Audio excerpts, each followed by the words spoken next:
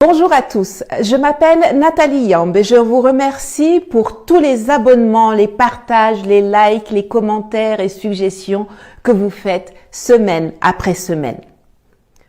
Mon propos aujourd'hui a été suscité par un commentaire sous un texte que j'ai publié sur la situation au Tchad vendredi passé. Il y a en effet quelqu'un qui m'a écrit sur ma page Facebook que j'avais tort d'appeler au respect de l'ordre constitutionnel car, je le cite, « le pays est en guerre et il faut donc laisser les militaires gérer ». Fin de citation.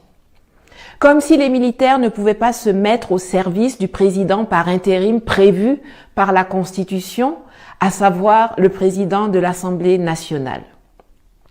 J'ai failli répondre vertement à son auteur, mais je me suis rappelé à temps que les gens en Afrique francophone ont hélas été formatés pour produire ce genre de réflexion et de comportement penché. C'est pourquoi il est vital pour nous de revoir de fond en comble notre système scolaire. Je vais vous expliquer pourquoi sous l'œil bienveillant de Madame Rosa Parks. Le système scolaire francophone ne nous apprend pas à travailler ensemble. L'individualisation est mise en exergue là où il faudrait nous former au travail en équipe. Ce n'est donc pas surprenant si, plus tard, on se retrouve avec une masse de personnes qui ne savent pas que notre seule issue en tant qu'Africains, pour être compétitifs dans un monde globalisé, est l'intégration, la mise en commun de nos atouts et de nos savoir-faire, plutôt que de rester chacun pour soi dans son micro-coin. Dans le système anglophone, dès la petite école, on apprend à travailler sur des projets, on crée des clubs et des associations, on pratique le team building, on est pour la fortune commune, le Commonwealth. Le système scolaire francophone ne nous apprend pas non plus à défendre une idée ou à débattre. On nous apprend à répéter ce que d'autres ont dit. Les mieux notés sont ceux qui ont la faculté de réciter par cœur leurs leçons. L'interprétation, l'adaptation, l'élargissement des connaissances ne sont pas les bienvenus. Le système anglophone ou anglo-saxon met, lui, l'accent sur le développement personnel. La créativité ainsi que le processus sont autant, sinon plus valorisés que le résultat final. Dans le système francophone, c'est quand tu répètes fidèlement ce que le prof a dit que tu es en haut. Dans le système anglophone, quand tu fais ça, on te donne à peine la moyenne. C'est quand tu fais tes propres propositions, quand tu apportes tes idées, quand tu enrichis le sujet avec le fruit de tes recherches que tu as faites sur Internet ou dans des livres. C'est là qu'on te donne des notes excellentes. Le système francophone nous enseigne que pour avancer, on a besoin de tuteurs, quelqu'un qui va vous prendre par la main, dont vous êtes dépendant. Ailleurs, on privilégie les mentors, avec qui s'établit une relation de confiance, sans hiérarchie ni contrepartie financière, afin que les deux échangent librement sur leurs idées et leurs visions. Sachant cela, on ne s'étonnera pas de voir avec quelle facilité les Africains francophones acceptent le fait d'être sous tutelle française, même jusqu'à l'ONU, où c'est la France qui a l'initiative des résolutions concernant le continent. On ne s'étonnera point de voir la France décider que c'est elle qui est la garante d'un processus de transition tordu dans un pays africain. La France décidait d'être la garante de la monnaie de 14 pays africains soi-disant indépendants depuis 1960. La France décidait ce qui est dans nos livres d'école. Le système scolaire francophone ne nous apprend bien évidemment pas à être des leaders. Jamais on ne nous entraîne à présenter un projet, à prendre la parole en public, à maîtriser l'art oratoire.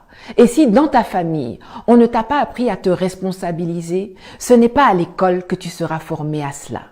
Jusqu'au plus haut niveau de l'administration centrale, les effets de ce travers se font ressentir. Pour que quelqu'un puisse faire son travail, il attend des instructions. C'est comme ça que nos chefs d'État restent figés en attendant les ordres ou l'accord de Paris avant d'agir ou de décréter. C'est dans ça, vous voyez, Sur instruction du président de la République ou du Premier ministre, le ou la ministre XYZ a fait ceci. Pourtant, il ou elle a une fiche de poste, une feuille de route, des objectifs et un budget. Mais non, il faut attendre des instructions. Tu es déjà dans une société, dans un secteur donné, mais tous les jours, c'est toi qui attends les instructions. Tous ont peur de gérer, peur de prendre leurs responsabilités, peur de rendre compte. Le système francophone produit des suiveurs, des petits soldats, des gens dociles, des obéissants, des ventriloques. Il y a une façon de nous former qui fait que quand on sort de l'école, on ne devient non pas un homme au sens grand, plein et noble du terme, mais plutôt un assisté sur le plan intellectuel, social, financier, économique et politique. Le mal est profond. Comment peut-on se développer dans ces conditions? Alors oui, il y a la nécessité de se réapproprier notre histoire. Oui, il faut qu'on apprenne qu'avant Thémis, il y avait Maat, la divinité égyptienne de la justice et de la vérité. Avant La Fontaine, il y avait Ésope.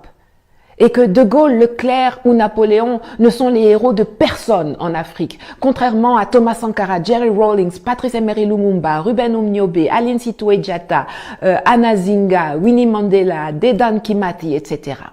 Je vous recommande d'ailleurs la lecture du magnifique ouvrage de Karine Silla, Aline et les hommes de guerre, qui vous fera découvrir ou redécouvrir cette incroyable figure de la résistance sénégalaise, héroïne martyre de la lutte anticoloniale et méconnue dans le reste du continent, qu'est Aline Sitoé Diatta, et je vous mets le lien en commentaire. Alors oui, il faut que nous redéfinissions ce que nous appelons école en Afrique, pour que plus jamais des apatames et des paillotes qui s'enflamment pour un oui ou pour un non transforment nos enfants en torches, les faisant mourir atrocement pendant qu'ils sont en classe, si on ose décrire ces lieux ainsi, comme cela a été le cas pour 20 petits anges à Niamey il y a 2 semaines. Mais il faut surtout qu'on mette en place des programmes scolaires qui remplacent le dogme par le débat. Des programmes qui nous apprennent à nous défendre dans la société et à défendre la société dans laquelle nous vivons. Des programmes qui nous fassent passer du statut de population à celui de citoyen, de l'état d'Africain à celui d'humain. Dans le système actuel, les gens comme moi, qui posent des questions, qui disent non, qui ont une autre vision, qui ne se soumettent pas devant l'autorité, surtout quand elle est mal incarnée, sont à combattre, dénigrer et à éliminer. Et pourtant, il faudra bien un jour que les gens comme moi deviennent la majorité pour qu'enfin l'Afrique francophone se libère de ses chaînes mentales, monétaires, économiques, culturelles, spirituelles et politiques. L'école instruit, mais les parents, la famille et la société éduquent. À côté du système scolaire, c'est aussi le système éducatif que nous devons revoir. L'éducation des enfants est primordiale. Si vous êtes parents, je vous en conjure, occupez-vous de l'occupation de vos enfants. Apprenez-leur à être curieux, à utiliser Internet pour se développer, étendre leur savoir. Encouragez-les à discuter, à débattre avec vous, avec d'autres. Apprenez-leur à être décomplexés, sûrs d'eux, pétillants. Félicitez-les quand ils essaient quelque chose de nouveau, même si cela ne réussit pas du premier coup. Formez-vous vous-même pour pouvoir former mieux vos enfants, leur donner ce que vous n'avez pas pu avoir. Si vous le pouvez, mettez vos enfants dans un système anglo-saxon. Et si jamais vous n'avez pas les moyens de le faire, ayez recours aux possibilités de formation complémentaires gratuites qu'offre le monde moderne. Parlez-leur vos dialectes à la maison, mais veillez à ce qu'ils apprennent l'anglais, l'espagnol, le chinois ou l'allemand à l'école. Ça leur donnera des racines, tout en les dotant des ailes qui leur permettront de se déployer dans le monde. Quand vous voyez vos enfants s'intéresser à la nouvelle économie, aux crypto-monnaies, à l'intelligence artificielle, encouragez-les au lieu de les décourager ou de les moquer. Et vous, les jeunes, faites un usage intelligent des nouvelles technologies. N'utilisez pas seulement vos forfaits data pour suivre des clashs et des buzz insipides sur le net ou insulter les autres sur les réseaux sociaux. Inscrivez-vous pour suivre des MOOC. MOOC, ça signifie Massive Open Online Courses, c'est-à-dire des cours en ligne ouverts à tous et le plus souvent gratuits. Téléchargez la constitution de votre pays et lisez-la, apprenez-la, discutez-en avec vos parents, avec vos amis. Quand quelqu'un dit quelque chose, ne soyez pas paresseux. Le temps que vous prenez pour écrire « quelle est ta source ?» ou bien « insipide, ça veut dire quoi ?» C'est le temps que vous auriez pu prendre pour googler et chercher vous-même la source, les définitions et les informations complémentaires. Vous savez tous chanter les hits de Burna Boy, Rihanna, Bruno Mars.